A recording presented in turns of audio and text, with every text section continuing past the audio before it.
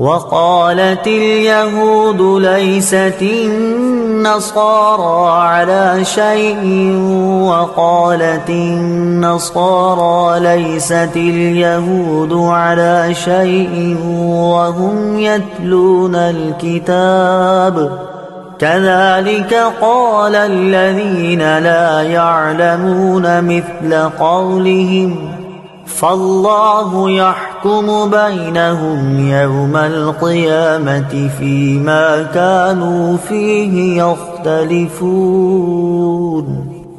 ترجمہ: اور یہودیوں نے کہا عیسائی کسی شے پر نہیں، اور عیسائیوں نے کہا یہودی کسی شے پر نہیں، حالانکہ یہ کتاب پڑھتے ہیں۔ اسی طرح جاہلوں نے ان پہلوں جیسی بات کہی تو اللہ قیامت کے دن ان میں اس بات کا فیصلہ کر دے گا جس میں یہ جھگڑ رہے ہیں۔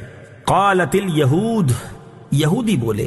تفسیر صراط الجنان میں ہے، ایک بار نجران کے عیسائیوں اور مدینہ منورہ کے یہودیوں کے علماء کی بارگاہ مصطفی صلی اللہ تعالی علیہ وسلم میں آپس میں بحث ہو گئی۔ بحث کے دوران دونوں نے خوب شور مچایا۔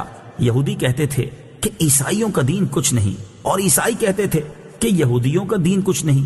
اس پر یہ آیت نازل ہوئی، یتلون الکتاب، وہ کتاب پڑھتے ہیں۔ تفسیر صراط الجنان میں ہے، یعنی علم ہونے کے باوجود یہود و نصارہ نے ایسی جاہلانہ گفتگو کی، حالانکہ انجیل شریف جس کو نصارہ مانتے ہیں اس میں توریت شریف اور حضرت موسیٰ علیہ السلام کی نبوت کی تصدیق ہے، اور توریت جس کو یہودی مانتے ہیں اس میں حضرت عیسیٰ علیہ نبینا علیہ السلام کی نبوت اور ان تمام احکام کی تصدیق ہے جو آپ علیہ السلام کو اللہ تعالیٰ کی طرف سے عطا ہوئے۔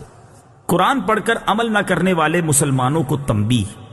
یہودیوں اور عیسائیوں کی اس روش کے بیان میں سید المرسلین صلی اللہ تعالی علیہ وآلہ وسلم کی امت کے ان مسلمانوں کے لیے بھی تنبیہ ہے کہ جو قرآن مجید پڑھتے ہیں اور اس میں بیان کیے گئے احکام سے آگاہ بھی ہیں اور اس کے باوجود ان احکام پر عمل نہیں کرتے، اور اگر عمل کرتے بھی ہیں تو فقط ان احکام پر جو ان کی خواہشات کے موافق ہوں، اور جو احکام ان کی خواہش کے موافق نہیں ان پر عمل نہیں کرتے۔ حضرت زیاد بن لبید رضی اللہ تعالی عنہ فرماتے ہیں حضور اقدس صلی اللہ تعالی علیہ وآلہ وسلم نے کسی بات کا تذکرہ فرمایا اور ارشاد فرمایا، یہ اس وقت ہوگا جب کہ علم اٹھ جائے گا۔ میں نے عرض